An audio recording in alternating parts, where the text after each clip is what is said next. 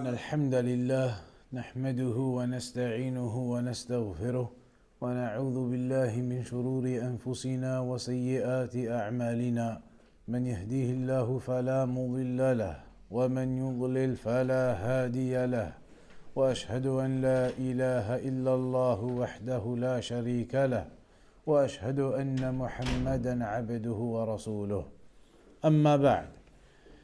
Today then, as we mentioned, we're going to have a look at the books regarding Gharibul Hadith. The books regarding the difficult and complicated words of Hadith and how these books then explained those words and phrases and went through various aspects of that. هذا النوع من التأليف ظهر مبكرا من مطلع القرن الثالث. These types of books, they began in the 3rd century, from the beginning of the 3rd century, early on. ونظرا لأنه منذ ظهرت كتب الغريب لم يخل قرن من التأليف فيها. And ever since that time, from the beginning of the 3rd century, when books of this nature began to be written, books clarifying the difficult and complex words of Hadith, etc., and complications within Hadith, ever since they first began to be written at the beginning of the 3rd century, then practically every century onwards from there was some books or another being written upon this field. كما يلاحظ ذلك في وفيات مؤلفيها والتأليف فيها لم يزل ينمو ويتطور ولم يبلغ نضوجه إلا بعد القرن الخامس الهجري.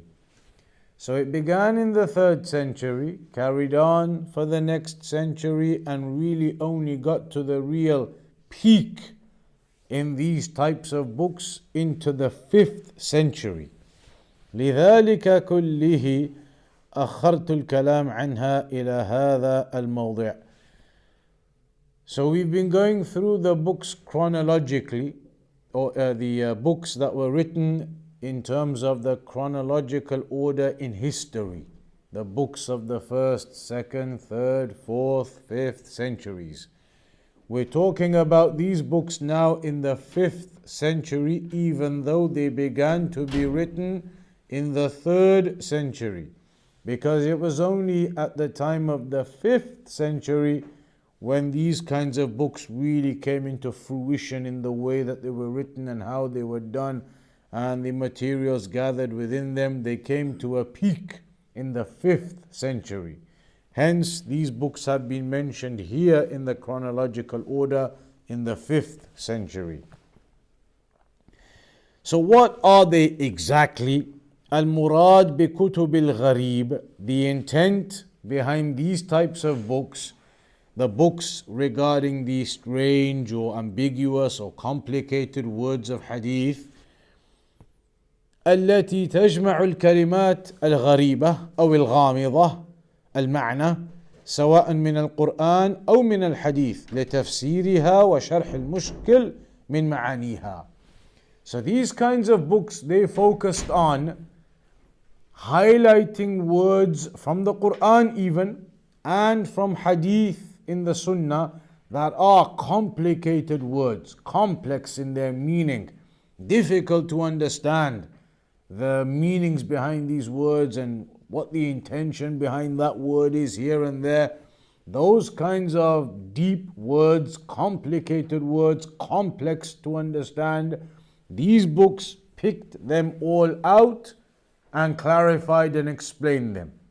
So of course there are narrations, a hadith, where within that hadith there will be a word or two which is extremely difficult to understand. What is meant by that word in this hadith? And what is the meaning and the intention behind this word? There are complicated words and there are complexities of the language which do make it difficult to understand sometimes. So these books, their aim was to pick out those real difficult parts and explain them from the words of the Quran even, and words and phrases of Hadith too. Al-Khattabi, one of the scholars of the past, said, Al-Gharibu min al-Kalam innama huwa al-Ghamid al-Ba'id min al-Fahm. The Gharib, the strange or the difficult or the ambiguous words, are those that are somewhat murky, as we might say, meaning they are difficult to pinpoint. What is exactly meant by this word? Difficult to pinpoint the meanings and the intents behind certain words, and that they are distanced from comprehension. They are difficult to understand and comprehend. كالغريب من الناس إنما هو البعيد عن الوطن المنقطع عن الأهل. Just like the word gharib linguistically in Arabic means somebody who is a stranger away from his homeland. So these are the words that are strange, not really easy to understand and work out and pinpoint. So these books focused on those types of words and clarified and explained them. ثم إن الغريب من الكلام على وجهين. And these types of difficulties in words and understanding are of two types. One, أحدهما أن يراد به بعيد المعنى غامضه لا يتناوله الفهم إلا عن بعد ومعاناة فكر. One type is where words are used and their meaning is something that is quite distanced from the normal understanding a person would have. You have a word, you have a normal understanding of that word. But sometimes that word may be used in a hadith and the intention is something actually quite distant from the normal meaning of the word. So you need to know that, because if you interpret it and read it and understand it upon the normal meaning of that word, you would be incorrect. The normal general meaning of the word isn't what is intended there. It is something quite distanced from the norm. So that's one type of word that they would pick out and explain, so you understood that here it doesn't just mean the normal kind of thing you might understand. Here it's another meaning which wouldn't automatically come to you very easily. So they are explained. The second type, الوجه الآخر أن يراد به كلام من بعدت به الدار ونأى به المحل من شواذ قبائل العرب فإذا وقعت إلينا الكلمة من لغاتهم استغربناها وإنما هو كلام القوم وبيانهم وعلى هذا ما جاء عن بعضهم. Now, the other point is the language of the Arabs, the Arabic language. Of course it was known, of course it was understood, but when there were tribes that lived separated and distanced, they may have used certain terms, certain words that were not known in the general lingo, as we say, of the people. Words that are unusual, used by people perhaps living in a nomadic lifestyle, living distanced and away from the urban lifestyle, maybe those kinds of far out tribes.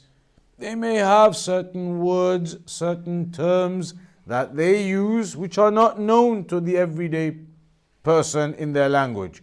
So some of these words that are picked out for explanation are those types, where there may be words that were used by the tribes but they were not commonplace amongst others. So then they are picked out and explained and their meanings are highlighted.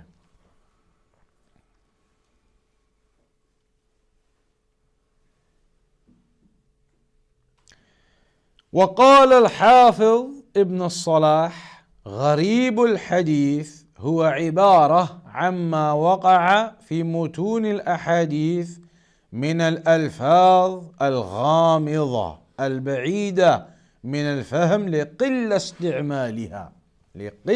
استعمالها. Ibn Salah, he said the gharib al-hadith, these strange words that are explained in these books, they are basically those words that are very ambiguous, difficult to pinpoint and understand, distanced from the meaning or from the understanding of a person because of their extremely limited usage.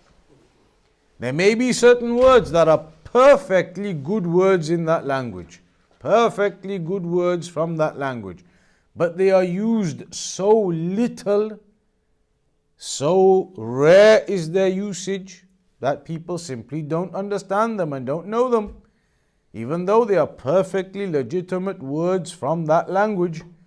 But not everybody has that level of understanding and that vastness in language. If words are barely used and then suddenly you hear it for the first time, you won't know what it means. So that is something they're focused on. That is something you will find in these books.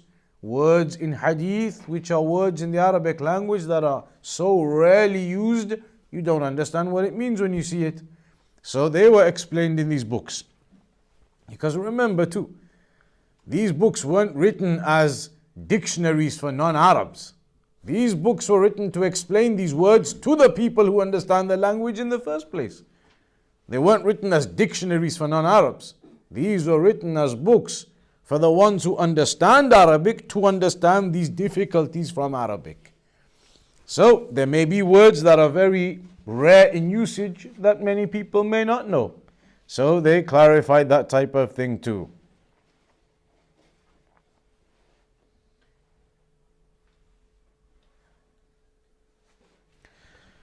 Also, Al-Hakim, Abu Abdullah Al-Hakim, he mentioned معرفة الألفاظ الغريبة في المتون as one of the sections and the sciences within hadith.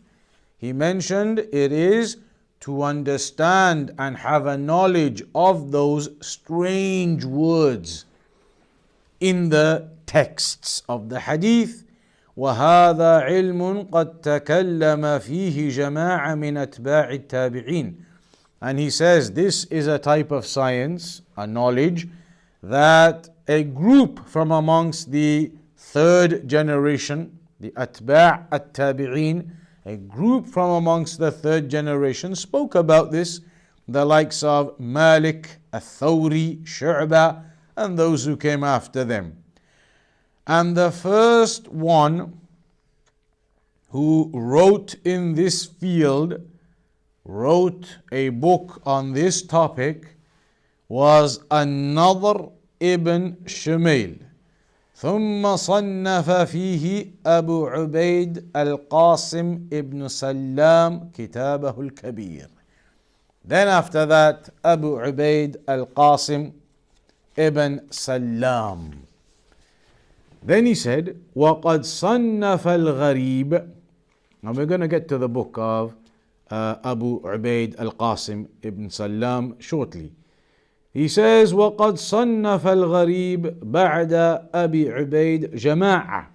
After Abu Ubaid al-Qasim, there were a number of other scholars who wrote books in this topic, or who had works in this topic.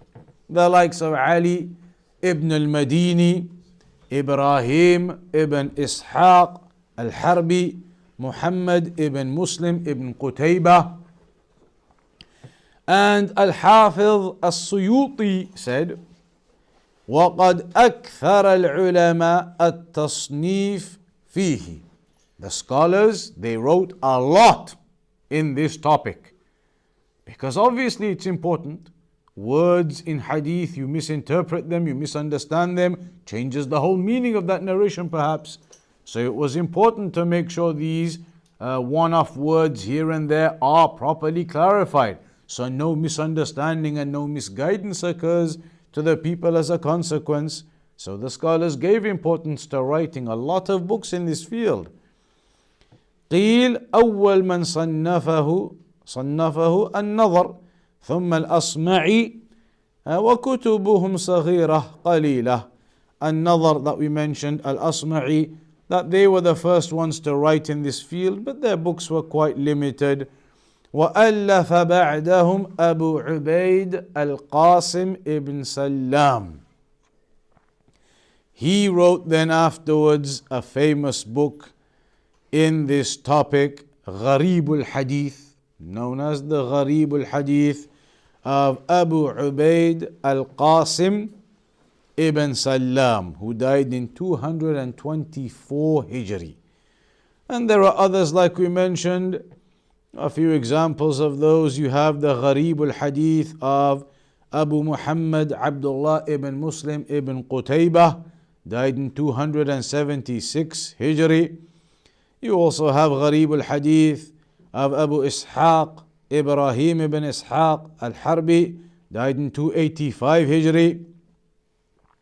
You have the one of al-Khattabi, Abu Sulaiman Hamad al-Khattabi, which is printed in 3 volumes, Gharib al-Hadith. He died in 388 Hijri. And there's a few other examples, al-Fa'iq fi Gharib al-Hadith of Abu al-Qasim Jarullah Mahmud ibn Umar az-Zamakhshari, who died in 538 Hijri.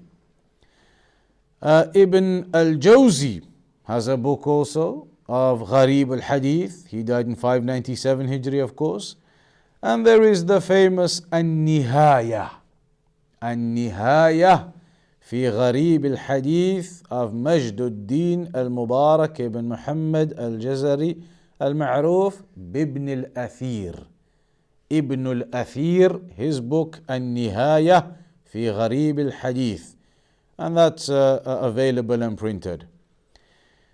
So if we now have a look at an example, and in fact the example that we'll look at is this one, An-Nihaya fi Gharib al-Hadith of Ibn al-Athir. That is one famous example, and that is something which is often used. And from the famous ones, his is obviously later, 606 Hijri, Ibn al-Athir died. Whereas the other example of Gharib al-Hadith of Abu Ubaid, he died in 224 Hijri. So his book was much earlier on. Whereas the book of Ibn al-Athir was much later in comparison. So initially then, if we look at, let's begin with the earlier one, Abu Ubaid. Abu Ubaid al-Qasim ibn Salam ibn Abdullah al-Hafiz al-Imam al-Mujtahid. He was born in the year 156 Hijri and died in Mecca in 224 Hijri. And the subject matter of his book is to explain the strange and complicated words in hadith that are not so easy to understand otherwise. That was his objective in his book. So what did he do? Or how did he do it? رتب كتابه على المسانيد. He organized his book upon those chains of narration per narrator. We spoke before regarding the masanid. وساق الأحاديث بأسانيده إلى رسول الله صلى الله عليه وسلم. And he narrated those narrations with the full chains from himself up to the Prophet صلى الله عليه وسلم. ثم عقب على كل حديث بشرح غريبه موضحا المعنى مع الاستشهاد لما فسرها به من القرآن والحديث ومن كلام العرب وشعرهم. Then after each narration he's mentioned it with his chain of narration. He then explains the complicated words in those narrations. using evidences from the Quran, ayat, which would highlight the meaning of this word, using other hadith in explaining what this word here would mean, and using the kalam of the Arab, the speech of the Arabs and their poetry. It was known that they were strong in their Arabic, the strength of their Arabic was known. And so he used that as well as examples of, look how the Arabs understand this and what they've mentioned about this. This is the meaning here, in line with what is in the Quran, in the Sunnah, in other narrations perhaps too. الإمام الخطابي said بعد أن ذكر كتب الغريب ثم إنه ليس لواحد من هذه الكتب التي ذكرناها أن يكون شيء منها على منهاج كتاب أبي عبيد في بيان اللفظ وصحة المعنى وجودة الاستنباط وكثرة الفقه. Al-Khattabi said none of these other books that we've mentioned are comparable to the book of Abu Ubaid in his methodology in clarifying the words and giving the true meanings of something, and the quality of his derivations and the ample amount of fiqh that he mentions therein.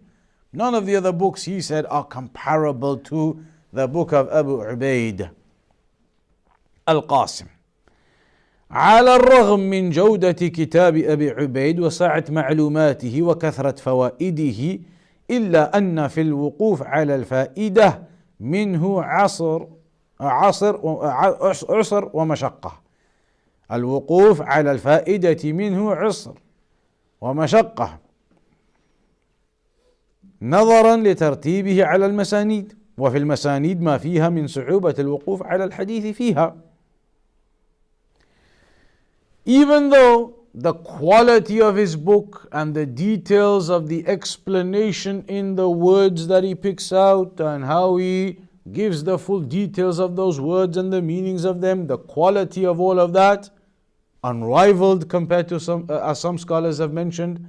Despite that, one drawback that could potentially be highlighted is that because the book is based upon masanid and not upon the easier method of chapters of fiqh, then it's sometimes difficult to navigate. Because when you have them on the chapters of fiqh, you have the chapter of prayer, the chapter of zakat, the chapter of hajj, the chapter of Sawm. Your hadith, you see what the hadith is about, you can go straight into the chapter and find it. Whereas now like this, it's all much more mixed up because it's in the masanid. So you have the musnad of a particular companion and all of his narrations. Could be some of them about prayer, some of them about hajj, some of them about zakat, some of them about this, that, the other, all there. Then the next one, again, a full mixture. Then the next one, again, a full mixture. That's the way it is with the masanid. So because of that, sometimes it can be difficult to navigate and to find what you're looking for compared to the simpler style of the chapters of fiqh. That could potentially be mentioned. But despite that, what is the status and the level of the book of Abu Ubaid? He himself said, كنت في تصنيف هذا الكتاب 40 سنة. He spent 40 years writing the book. He spent 40 years writing the book. وربما أستفيد الفائدة من أفواه الرجال فأضعوها في الكتاب. He said sometimes I might benefit something from the speech of a man, meaning from the speech of the Arabs, that he would come across an understanding of a particular word. From the language of the Arabs and the speech of the Arabs, it would become clear to him something. He said sometimes I may benefit like that, and then I would go back and edit the book and add the benefits, etc. فأبيت ساهرا فرحا مني بتلك الفائدة. And he said sometimes when like you say now in these days in the language, the light bulb moment. He said sometimes when I found this benefit and I realized how it matches in with a particular word in a hadith and it clicks that this is how it means, then this is what it is. When he's heard it from the Arabs or from their poetry or something, he said when that used to happen, sometimes I would stay up all night. I'd end up staying up from joy that I wouldn't fall asleep then. I would stay up the whole night. I would end up being awake from joy of having found that benefit and being able to clarify the meaning of that narration and that word. أخرج الحاكم بإسناده في المعرفة إلى هلال بن العلاء الرقي من الله على هذه الأمة بأربعة. Hilal ibn al-Ala al-Raqi, he mentioned that Allah has bestowed upon this ummah with four people.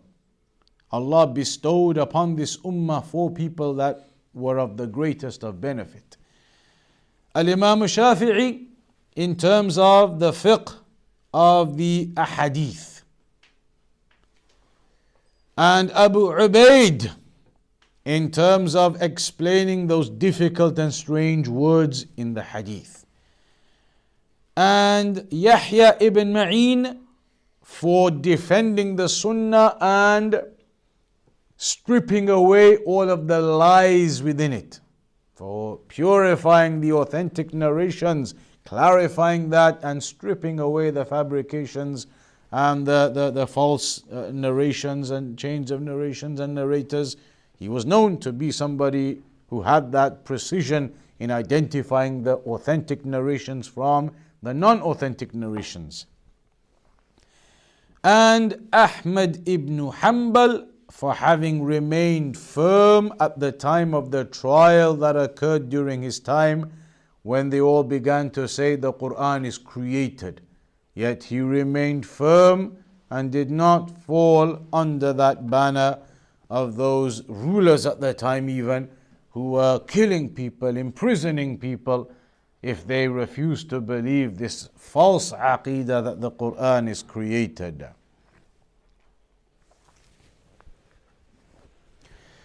The second book we'll have a quick look at as well now is the one at the end of that timeline. The book of Ibn al-Athir, An-Nihaya fi Gharib al-Hadith, of Ibn al-Athir. The author, Majduddin Abu Sa'adat al-Mubarak ibn Muhammad al-Jazari, famously known as Ibn al-Athir, and he has many books as well. Ibn al-Athir has many books as well that he's written, and this is one of them, An-Nihaya fi Gharib al-Hadith wal-Athar. What did he do in his book then? How did he write it? How did he put it together? رتبه على حروف المعجم ترتيبا دقيقا معتبرا أصل الكلمة الثلاثي، وقد حوى كتابه علما غزيرا ويعتبر أجمع كتاب في غريب الحديث والأثر. His book is considered as the most comprehensive, with the most amount of explanation and words and detail. It's considered as the most comprehensive. An-Nihaya of Ibn al-Athir. He organized it upon alphabetical letters, upon the alphabetical order of those words, of those narrations, in the 3-letter original words on the alphabet. So you're looking for a word upon the alphabet. And it includes a huge array and a vast amount of knowledge within that book in explanation, and that's why it is considered as the most comprehensive book in that field.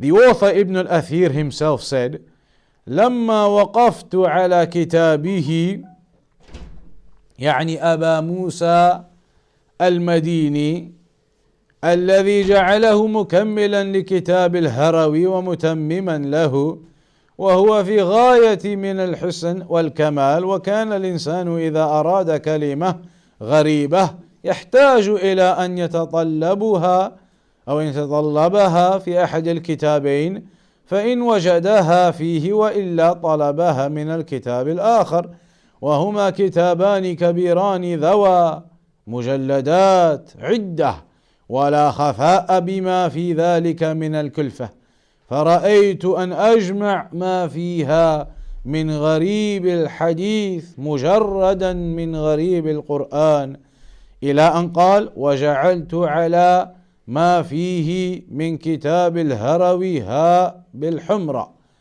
وعلى ما فيه من كتاب أبي موسى سينا وما أضفته من غيرهما مهملا بغير علامة ليتميز ما فيهما على ما ليس فيهما وجميع ما في هذا الكتاب من غريب الحديث والآثار ينقسم إلى قسمين. He says, Ibn al-Athir, who was much later on now, like we said, compared to the others. Ibn al-Athir, who died in 606 Hijri. He says, I had a look at the previous books. Referring to the book of Abu Musa al-Madini, who basically wrote his as a completion or an add-on to the book of Al-Harawi. He said, I examined them and obviously put together those two big original books are big. If somebody wants to look for something, you look in one of them, you don't find it, you go to the other one. It's a lengthy process. So he said, I decided to put them together. Put one comprehensive book together. And he says that whichever sections are in the book of Al-Harawi, he puts a ha or in red next to it. And whatever was in the book of Abu Musa, a sin next to it. And anything which was not in either of their books, then nothing to highlight that this was not taken from either of theirs. That's something the scholars used to do when they wrote their books, to highlight in them with annotations, with letters, to indicate a reference or a source for a certain material, where it's come from. So he said in his book, what came from those earlier books, he referenced it with the letter sin or the letter ha to indicate where it's coming from. And anything which was extra from him, then nothing was added on, and therefore you would know this was the extra. So in doing that, then he compiled from those previous books and made this much larger, more comprehensive compilation.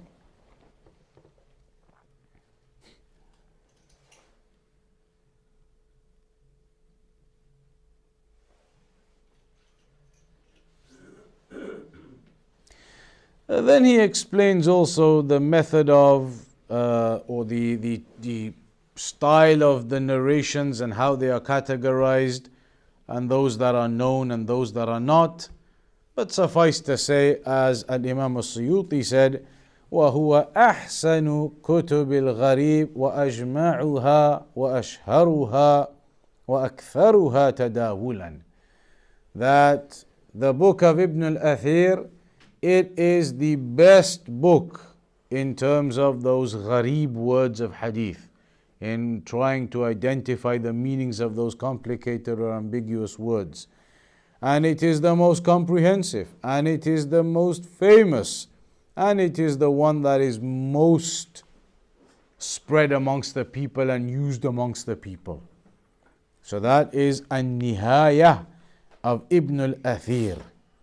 Again, inshallah ta'ala, if I get an opportunity, I'll do a small video on it and post it regarding the book, and a small background on the book and a few pages of it so everybody can see, inshallah. Then after that, it moves on to other types of books that were also written, various other different categories of books that were also done. Some of these, though, we are going to skip. Some of them we are going to miss. And possibly the next section that we cover from here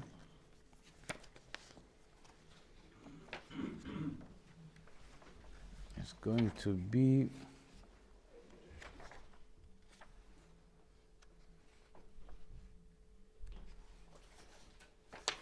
the final section, Kutub al-Jawami'.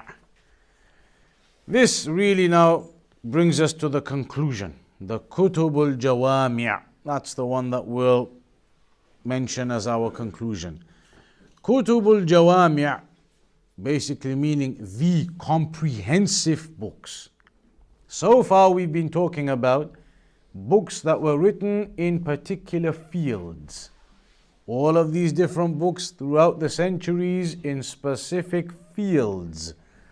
Then there are these books known as the comprehensive books, by their very title, indicating that they're not upon a particular field. They are much broader in their topic, inclusive of a lot more on a broader spectrum. And يراد به في اصطلاح المحدثين, in terms of what the scholars have mentioned in the definition of these types of books, ما يوجد فيه جميع أقسام الحديث, wherein you find all of the different types of hadith. أي أنه يضم أحاديث العقائد وأحاديث الأحكام وأحاديث الرقائق وأحاديث الآداب والأحاديث المتعلقة بالتفسير والأحاديث المتعلقة بالتاريخ والسير وأحاديث الفتن والملاحم وأحاديث المناقب والفضائل. Books that have within them hadith, but not on a particular field, not even on the field of fiqh, where you have lots of different hadith, but they're all on the field of fiqh, prayer, zakat, hajj, not even that, but broader than that. They would compile within them hadith about aqidah, hadith about fiqh, rulings, hadith about heart softeners, narrations about iman and increasing iman and the heart and softening the heart, narrations of that nature. A hadith about mannerisms and etiquettes, a hadith about tafsir of the Quran, a hadith on history and seerah, a hadith about the trials and the tribulations that will occur, a hadith about the virtues of certain things and people. All types of the hadith, a variety of narrations were put together in these types of books. أما المراد هنا فهو تلك الكتب التي قصد مصنفوها جمع الأحاديث النبوية فيها مطلقا. So there are some books where scholars basically just put into them a whole compilation of hadith, and their purpose was just to put in there a whole compilation of those various narrations. You have, for example, Al-Jami' Al-Kabir and also As-Saghir of As-Suyuti, أو جمع حديث كتب مخصصة. Or sometimes, so that is an example of just broadly putting together narrations of different topics. Sometimes though, they would put together narrations but from specific books. So they would be still broad, but broad narrations and topics from specific sources though. Like for example, جامع الأصول of Ibn al-Athir للكتب الستة وجامع المسانيد لابن الأثير للكتب العشرة. He has one book where he compiles narrations from the 6 famous books: Al-Bukhari, Muslim, Tirmidhi, Abu Dawud, Nasa'i, Ibn Majah. He has a book where he compiles from those 6. So there's a selection of a hadith from those 6. He has another one where it's from Jami' al-Masanid, as the other one is known as, from the 10 books. The 6 plus the other 4. The question is, of course, what are the other 4? And that can be the homework for this week. To try and find out which ones exactly. Not just guessing.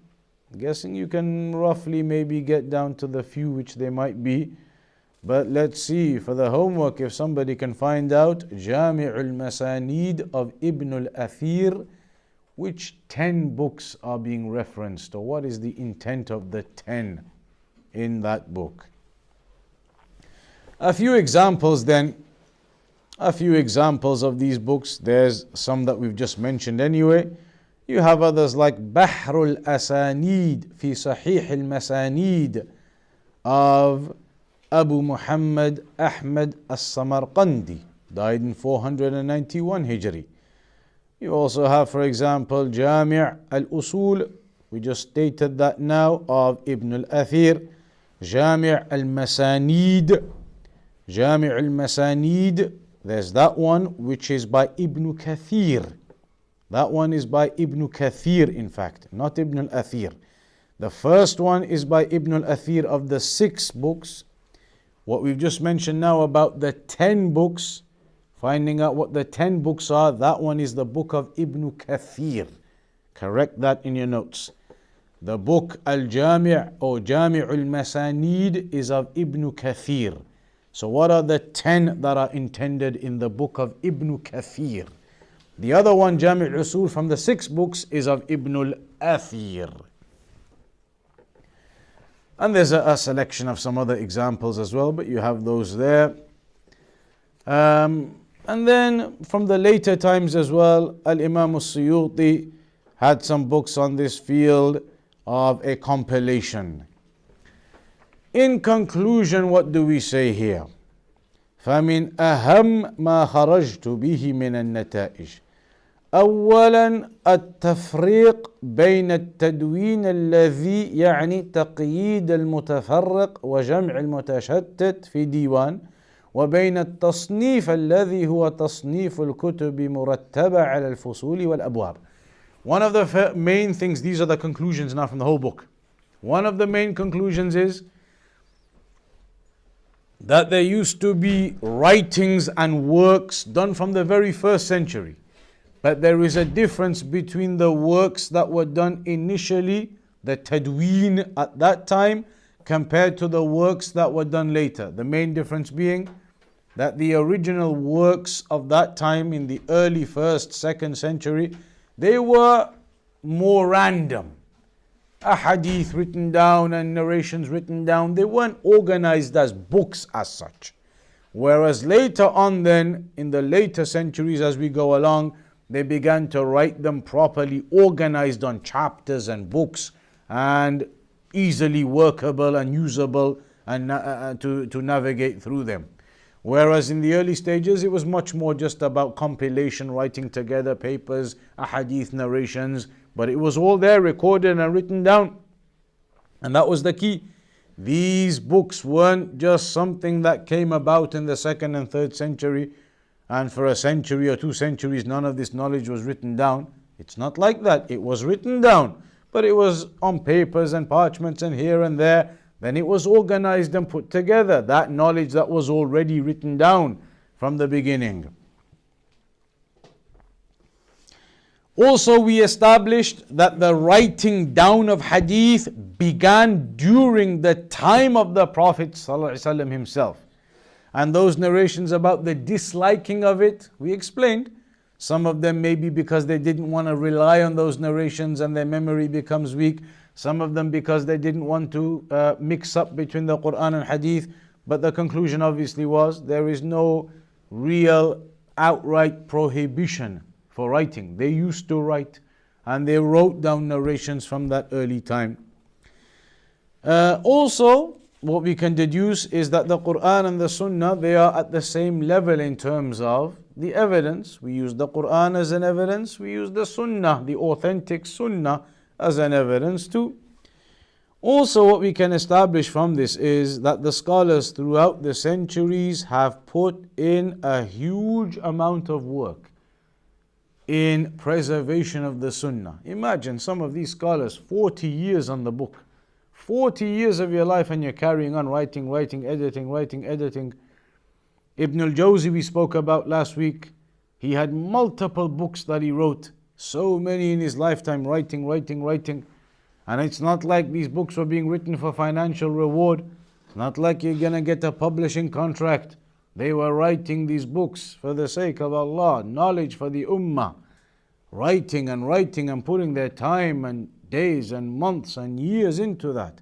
That's real striving and dedication and sacrifice for the religion. So the scholars, they did this throughout the centuries. And the other key point that we have to take note of from all of this, the other key point is that we understand now that the narrations and a hadith were written down on papers, etc., from the very beginning. When these individuals come along now and say that these ahadith that you're using cannot be relied upon, cannot be used, because those narrators are unreliable, they're untrustworthy, They are basically doing that in order to be able to reject the Sunnah. So now we know we have books of the biographies of the narrators. We can determine who the trustworthy ones were and who the ones who weren't were. We also know that these books that were written by them or by the scholars in the 2nd, 3rd century, it wasn't something brand new that they just now wrote down and it was only by memory being reported before that. It was on papers and documented before that. The Sunnah has been preserved from the beginning, from the time of the Prophet ﷺ to our time now. And it will be maintained, and that Ta'ifa al-Mansura will remain up until the day of judgment, up until the hour is established. So that brings us to the end of this overview of this book, Tadween al-Sunnah al-Nabawiyyah. The last 20, 30 sessions, Allah alam how many it's been, has been a brief overview of the centuries and what happened in each century. So you can go over that now and you can work through chronologically and learn what happened in the 1st century, what happened in the 2nd century, what books and works were done in the 3rd century, 4th century. We've done through it all now. So that brings us to the end of that, alhamdulillah. And inshaAllah ta'ala, we'll begin some new course then. After this, some new book that will begin, inshaAllah ta'ala. And that's going to be more than likely in 2 weeks' time now. Because next week there is a planned event in Manchester for one day, Sunday it's going to be. So next week we'll leave this off, and in 2 weeks we'll begin with the new book. A new course, a new book in 2 weeks' time, inshaAllah ta'ala.